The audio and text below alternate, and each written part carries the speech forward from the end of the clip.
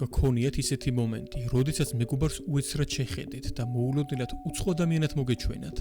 ამ ფენომენს ჰქვია ჟამე-ვუ, თუმცა სამწუხაროდ მეცნიერები ჯერ ვერ ხსნიან ამ ყველაფერს. მოკლედ, დღევანდელ ვიდეოში მინდა გიჩვენოთ 10 მისტიური ფენომენი, რომლებიც მეცნიერებისთვის ნამდვილი თავსატეხია. მაშასე, დავიწყოთ.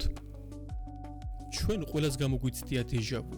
ის უცნაური შეგრძნება, როცა უცბად გეჩვენება, რომ ეს მომენტი უკვე გადაგხდათ. მაგრამ არსებობს მისი სრულიად საწინააღმდეგოც, რასაც ჟამე-ვუს უწოდებენ. როცა რაღაც ნაცნობი უცბად სრულიად უცხოდ გეჩვენება, მაგალითად მეგობართან საუბრის დროს მისი სახე უცბად უცხო გახდა, ან ოფისში შედიხარ და ისეთი შთაბეჭდილება გრჩება, თითქოს აქ ფეხი პირველად დადგი. ტერმინი ფრანგულიდან ითარგმნება როგორც არასდროს ნანახი. მეცნიერები უკვე წლებია რაც ცდილობენ ამ ფენომენის ახსნას, თუმცა უშედეგოდ. ერთ-ერთი ვერსიით ტვინის მეხსიერების ქსელები წამიერად სინქრონიზაციას კარგავენ.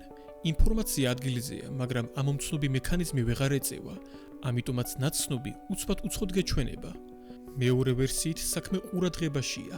როცა კონცენტრაცია გიფუჭდება, ტვინი უკვე ნანახს ხელახლა ახალივით აღიქვამს. თუმცა რაც არ უნდა იყოს, საბოლოო პასუხი ჯერჯერობით არ არსებობს. ახლა გადავიდეთ კიდევ ერთ უცნაურ ფენომენზე. თუ დეჟავუ ცოტათი შემაწუხებელია, მაშინ ეს ნამდვილად გაგაგიჟებთ. ეს სიტყვა ითარგმნება როგორც თითქმის ნანახი. მომენტი, როცა ზუსტად იცი რა სიტყვას ეძებ, მაგრამ ვერაფრით იხსენებ. თითქოს თვალწინ გიდგას. თითქოს ხელის გაწვდენაა საჭირო, მაგრამ მაინც ვერ იხსენებ. ამიტომაც ჰქვია ფრანგულად თითქმის ნანახი. ამბობენ, რომ მოსახლეობის 90%-ზე მეც ერთხელ მაინც ჰქონია მსგავსი განცდა. ფსიქოლოგები ფიქრობენ, რომ ტვინი თავიდან არასწორ ოდნავ მსგავს სიტყვას იხსენებს, მაგალითად მომენტუმი, მომენტალურის ნაცვლად და ამით მთელი სისტემა ირევა. რაც ზუსტად ვიცით, არის ის, რომ რაც უფრო მეტად ცდილობ გახსენებას, მით უფრო მეტად გიჭირს მისი გახსენება. როცა ასეთი მომენტი გექნებათ, რჩევა იქნება უბრალოდ აღარ იფიქროთ მასზე. დიდი შანსია, რამდენიმე ათეული წუთის შემდეგ სიტყვა თავისით გაგახსენდეთ, იმ დროს, როცა სრულიად სხვა საქმით იქნებით დაკავებული. ხანდახან კიბო თითქოს საკუთარ წესებს არ ღვევს. სიმსივნე, რომელიც შეუსაბამო ძლიერად და შეუჩერებლად გამოიყურება, შეიძლება მოულოდნელად საერთოდ გაქრეს ყოველგვარი მკურნალობის გარეშე. მას სპონტანური რემისიის ეფექტს ეძახიან და მეცნიერები უკვე წლებია ცდილობენ მისი საიდუმლოს ამოხსნას. ერთ-ერთი მიმართულება, რომელსაც მკვლევარები იკვლევენ, არის შიმშილი და მკვეთრი დიეტური ცვლილებები. რამდენიმე შემთხვევამ აჩვენა, რომ ხანგრძლივი შიმშილის შემდეგ სიმსივნეები რეალურად დაპატარავდნენ. იდეა ასეთია: შიმშილი ააქტიურებს პროცესს, რომელსაც ავტოფაგია ეწოდება, ანუ უჯრედული დასუფთავების რეჟიმი, როცა ორგანიზმი დაზიანებულ უჯრედებს ანადგურებს და ჯანმრთელების აღდგენას იწყებს. სამწუხაროდ, მთავარ კითხვაზე პასუხი ჯერ კიდევ არ არის გაცემული. რატომ არის ასეთი შემთხვევა უკიდურესად იშვიათი და საერთოდ, რა სიგნალს ელოდება სხეული, რომ ბრძოლა თავად დაიწყოს? ზომბი ხანძრები. ეს ზუსტად ის არის, რაც გგონიათ. ხანძრები, რომლებიც თითქოს საფლავიდან ბრუნდებიან. და ეს რა თქმა უნდა ყველგან არ ხდება. ყველაზე ხშირად არქტიკულ ზონაში, ალიასკაზე, კანადაში და ციმბირში ხდება. ჩვეულებრივ ისინი მაისის დასაწყისში ჩნდებიან, როცა თოვლი დნება. ყველაზე უცნაური კი ისაა, რომ ზოგჯერ ეს ხანძრები რეალურად წინა ზაფხულიდან მოყოლებული ერთსა და იმავე კერას უკავშირდება.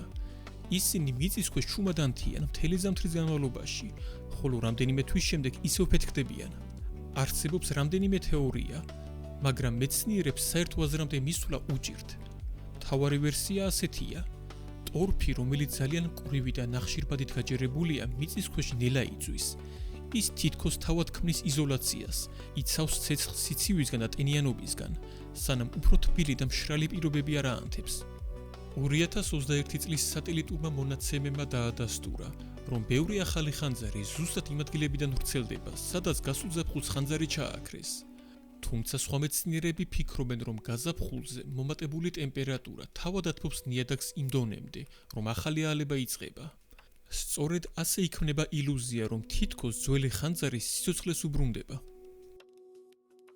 თუ დიდხანს დააკვირდებით სარიელ კედელს ან იატაკს, რაღაც მომენტში შენიშნავთ ხაზებს, ფერებს ან სულად სურათებს, რომლებიც სინამდვილეში არ არსებობენ.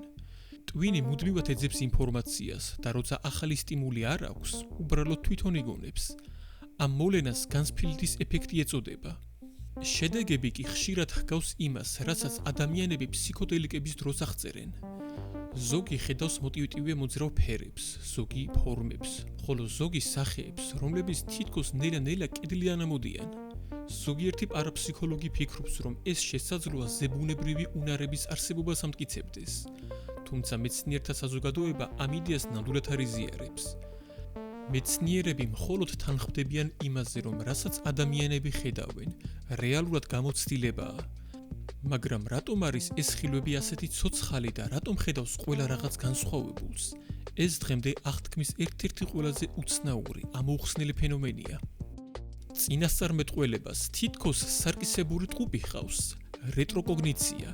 ეს არის შემთხვევა, როცა ადამიანები ამტკიცებენ, რომ უნახავთ წარსული მოვლენა, რომელსაც თვითონ არასდროს შესწრებიან, არც უსწაულიათ და არც ჰქონიათ მასთან რაიმე წვდომა. იმის ნაცვლად, რომ მათ მომავალი დაინახონ, ისინი პირიქით წარსულს ხედავენ. ყველაზე ცნობილი შემთხვევა, რომელსაც ასე დროს ხშირად იხსენებენ, არის 1901 წელს მობერლი და ჯორდანის ინციდენტი.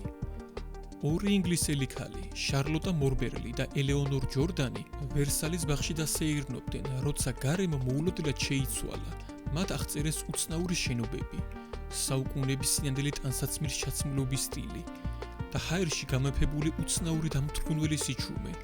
მოგვიანებით კი განაცხადეს, რომ ის, რაც ნახის, ზუსტად ემთხვეოდა 1793 წლის რუკას. სკეპტიკოსები ფიქრობენ, რომ ქალებმა უბრალოდ მეხსიერებაში არსებული ფრაგმენტები აამუშავეს, ან უბრალოდ პოპულარობის მიზნით ყველაფერი კარგად გამოიგონეს. პრობლემა ის არის, რომ რეტროკოგნიციის შესამოწმებლად არ არსებობს არცერთი სანდო მეთოდი. უკვე წლებია ადამიანებს ჭკუიდან შლის უცნაური, დაბალი ტონალობის ზუზუნის ხმა. ეს არის უწყვეტი, ჰაერში გამოკვეთილი ბგერა, რომელიც ყველას არ ესმის. მაგრამ იმ 200-მდე მაცხოვრებლებს, ვინც ამ ხმას აღიქვავს, ის შეუჩერებლად ესმით. ზოგი ამბობს, რომ ღამით მშვიდად დაძინების საშუალებას არ აძლევს ეს ხმა. სხვებს თავბრუსხვევის გრძნობა აქვთ, ზოგს კი თავის ტკივილი აწუხებთ. ზუზუნი დაახლოებით 50 ჰექტარზე ფიქსირდება და ყველაზე ძლიერად აღმოსავლეთ სანაპიროზე ისმის. მაცხოვრებლები უკვე წლებია ცდილობენ მიზეზის პოვნას. ვარაუდობენ, რომ ის შეიძლება უკავშირდებოდეს სატვირთო გემებს, გენერატორებს, წყალქვეშა ნავებს ან ახლოს მდებარე სამკერვალო ქარხანას. ერთმა ადამიანმა კი ეს ხმა აღწერა ისე, როგორც ეს ზუსტად ისე ჟღერს, როგორც წარმოვიდგენდი დედამიწას, თუ კი იგი ბრუნვისას ხმას გამოსცემდა. 2025 წლისთვის ადგილობრივები ამბობენ, რომ ეს ხმა მხოლოდ და მხოლოდ ძლიერდება. ვერც მეცნიერები, ვერც ინჟინრები და ვერც მთავრობა ვერ გებურობს, თუ საიდან მოდის ეს უცნაური ხმა. ამასობაში ვიდეო დასასრულს მიუახლოვდა. იმედი მაქვს მოგეწონათ. თუ ეს ასე იყო, გთხოვთ რომ არ დაგეზაროთ და ლაიქება და არხის გამოწერა, რათა არ გამორჩეთ მორიგი საინტერესო ვიდეოები. მეკიდროები და გემშვიდობებით. ნახვამდის.